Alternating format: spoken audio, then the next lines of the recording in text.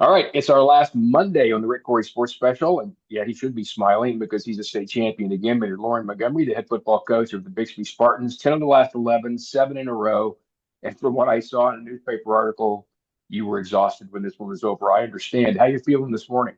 Yeah, feeling good. Feeling good. It's always a good feeling to come back to the office and know there's just a couple weeks left in the semester. It means you've played quite a while, and of course, winning that last game is always special. Well, and then the way you win it too. Let's go to the football game. Win in overtime over Owasso in the 6A1 state championship game. First time it's ever gone to overtime. And from everything written about this game or even thought about this game going into it, kind of how we thought it might go, right? I mean, I don't think anybody'd be surprised. You guys fell behind by two quick scores. Explain what happened there.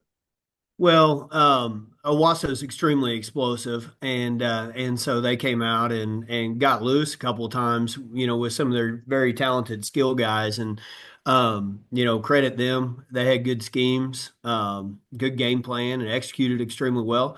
But also credit our kids. They hung in there and kept swinging and kept battling and put together a drive, and then we're able to come back and make it 21-21 at halftime.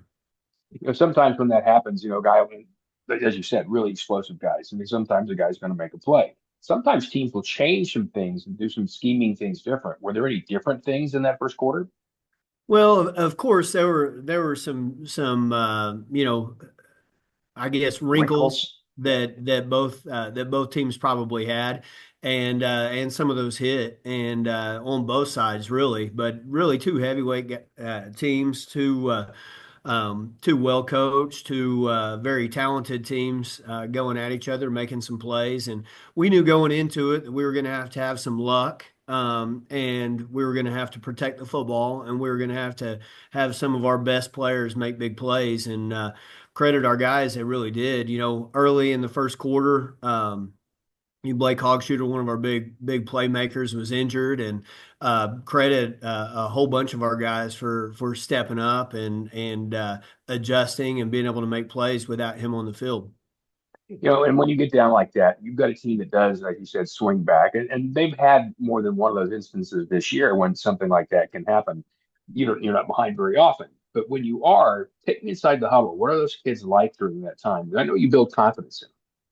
Well, I think having been in several close games this year, and then actually having lost a couple games, it wasn't like our guys went into panic mode. We have been down in some ball games, and they understand that you got to keep playing, you got to keep executing and making some plays. So never saw any panic. Going down two scores early in our guys, and never really felt that. To be honest with you, we've been in those games sometimes where a team jumps up on you quickly, two scores, and you're like, oh dang, but it wasn't the situation on Friday night. Our guys really didn't flinch. All right. So at the half, what were the conversations about? Were you talking adjustments? Were you talking about here's what we're going to do in the second half and take me in the locker room? Yeah, I think the way we structure our half times with our coaches, all the kids, we go into the locker room and they all water down and get some nutrition there from our strength coach, and all the coaches kind of meet up and go through any changes that we need to make. And sometimes we have quite a few because we have so many guys playing both ways, and we're unable to get those guys. And so offensive and defensive staffs meet as a whole, and then meet with their individual positions, and then we go over anything that we need to change, or what's going to be on our opening script, our opening plays coming out, and talk about it, and then come right back out and get after it. What were some of your final words at the half to your team? Well, I mean, we've got 24 minutes to win a state championship, and it's right there in the balance. Let's go ahead and go take it. But I'm not a big halftime inspirational guy, pregame inspirational guy, because I know after you get to that first snap out there, it's instinctual. And so I think we see a lot of football movies and those sort of things, and some of those things are overrated. I think the big thing is that our guys understood what their responsibilities were, and anything that we were going to change up or adjust, they had to have a grasp on that. What kind of changes did you make for the second half adjustments? I think defensively, Coach Flowers went through and made a few adjustments to some of our fits, to some of the new things that they had shown, and offensively, one of our big deals was getting some guys ready with having a player injured. And Mhm. having some other guys have to possibly move around and get into those positions. So I know our wide receivers coach, Coach Embry and Coach Stevens, and then Coach Snyder, our offense coordinator, are working really hard on that. And then, offensive line wise, the majority of our offensive line just plays offensive line with the exception of one guy. And so with the technology now on the sidelines, Coach Birch gets to bring those guys over after every series and watch the previous series there on the television. And so really those guys are pretty up to speed when you get in at halftime. And so there's not a lot of adjustments or anything like that that the offensive line is going to have to make. You're really just kind of looking at openers with those guys as you come back out in the second half. And you did get some. You got a really key turnover in that football game, and then of course it comes down to that second half. You guys get up a little, then they come back, and then we are headed to this overtime. There were some very key moments in this. There was a big fourth down call by Owasso they didn't get, yeah, and it was only 4th and 1 from their 28-yard line. That's a big play by your defense, and it was some of those guys that you've been telling me about who made that play. Tell me that play. Yeah, so we didn't convert on a third down prior to that series, and it's kind of one of those calls. I think it could be argued either way, but we went ahead and punted. We still had three timeouts. Defense had been playing well, and so we punted the ball to them, and it was fourth and about an inch. And we had used our second timeout, and so we knew it was just about do or die. They could almost run the clock out if they made the first down, and so we brought a ton of pressure like you do in a situation like that, trying to make a play. Hector Garcia snuck in the back door. The center was on a back block to him. He snuck in the back door and got in the guard's hip pocket, bottled up the running back in the background or in the backfield, and Cord Nolan and Trey McLaughlin and a bunch of our guys are right there to make a big play. But that stop was huge. It allowed us to get the ball back, drive down. I say drive down. It was two plays. We threw Carson threw an excellent fade ball to Braden Presley in the end zone, and that tied the game up. And a lot of folks ask about us wanting to go for it in overtime. Friday, our original plan when we had discussed it, Coach Snyder and Coach Flowers and Coach Shuffle and myself, we had talked about going forward in regulation. That way, especially in that situation, if you didn't get it, you had an opportunity to recover an onside kick. But we chose not to in the heat of the moment, but knew once we went into overtime, that was going to be the plan. All right, and so I did read too that you guys had talked about that, and certainly it's going to be situational about what they're doing and how they're lined up. But I'm assuming you already had a few plays in mind. Well, we did, and ironically enough, going into the game, some of the plays you have in mind are maybe not the ones that you end up calling because you got to kind of see the flow of the game and what has been effective for you. And so, yeah, we knew on that last play that we were going to go out and we're going to hard count, and if they jumped off sides, we're going to go half the distance and still go for it. But when they didn't, we went ahead and called our play and. Fortunately, Cooper Parker made an excellent play. It was bottled up inside and bounced it. And yeah, it was kind of pandemonium down there after that. Yeah, I can see that. As a matter of fact, his quote afterwards was, "Hey, you big players make big plays," and I saw it bottled up. And when he jumped to the outside, I mean, it was just nobody out there. Is there a way to describe the feeling you feel when you see him cross that goal line and know you won your seventh straight and 10 of 11? Yeah, I mean, I know everyone was elated, and certainly I was too, but still kind of in shock. You're in the heat of the game, and there's so much going on. But yeah, I know all the coaches down there chest bumping. My son is a ball boy down on the sidelines, and got to give him a big hug, and so it was a fun way to finish the game. But I didn't see a camera on you. And again, we go back to what I started with when you said you were exhausted. I've seen coaches at plays like that be exhilarated, and I've seen them just go and do that. Were you in between those two, or what was it?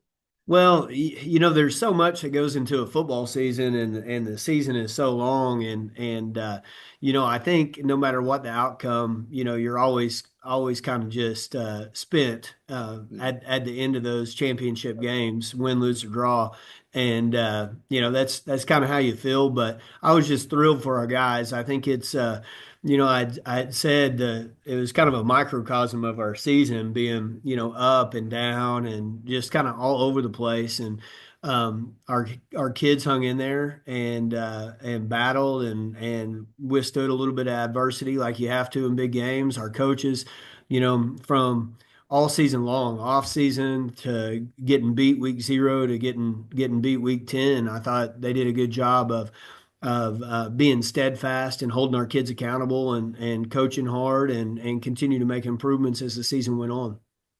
I'm tell a very quick little story here, or kind of a sideline.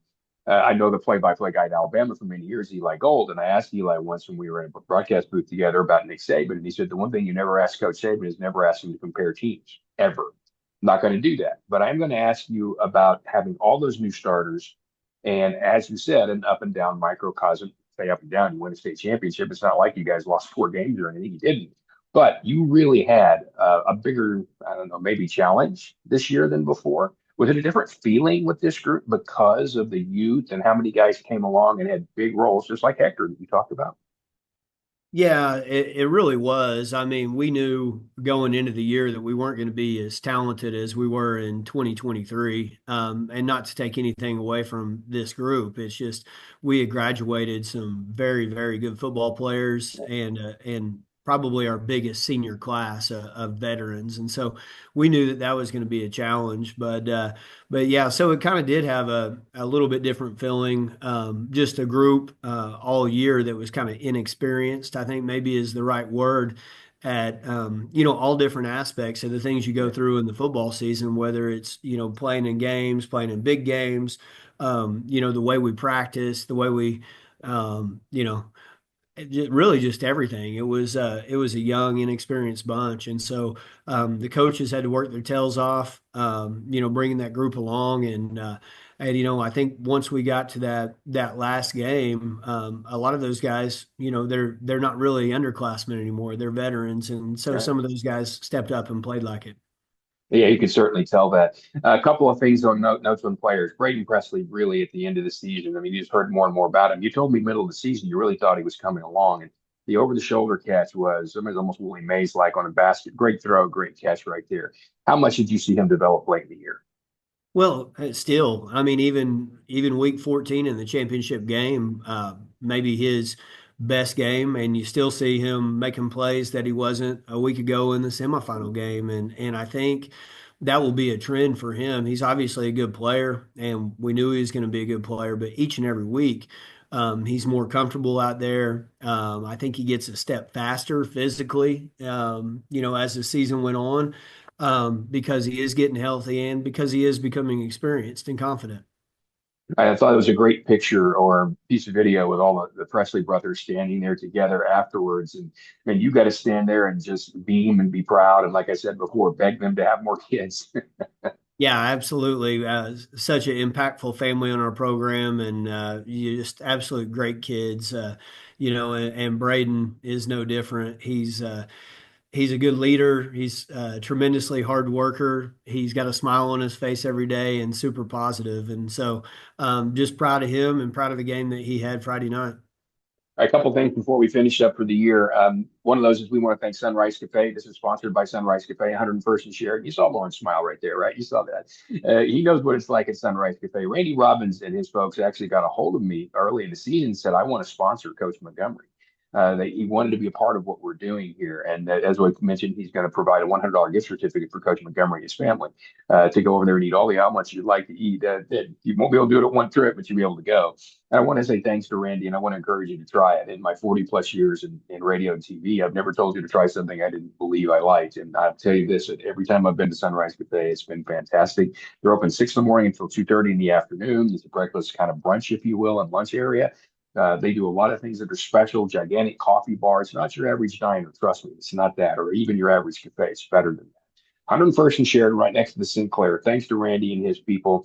I don't have this week's specials. I don't care. I know there's going to be great. So whatever it is, we're going to go do. My son and his family are coming in from Pennsylvania, and we're going to take them there as well. And you'll notice my background's different. I'm on the road with my youngest in Dallas after a surgery and helping to take care of her. But I want to say thanks to you. You don't have to do this. You have a busy time. I know you have lots to do. I love supporting high school football, but you could use your time other ways. So I appreciate you doing this with us every week. Absolutely. Love being on here. Love talking Bixby Spartan football, and it's been great for us as well. Great exposure. I know our fans love it. Our kids love seeing the YouTube links that you put out each week, and a lot of comments from our parents as well. So it's great exposure for us, great exposure for Sunrise Cafe, and we appreciate you doing it, Rick. All right. We'll see you during the spring, and I definitely want to come over and tour that locker room, Coach. Oh, can't wait. Can't wait to show it off. Thanks, Rick.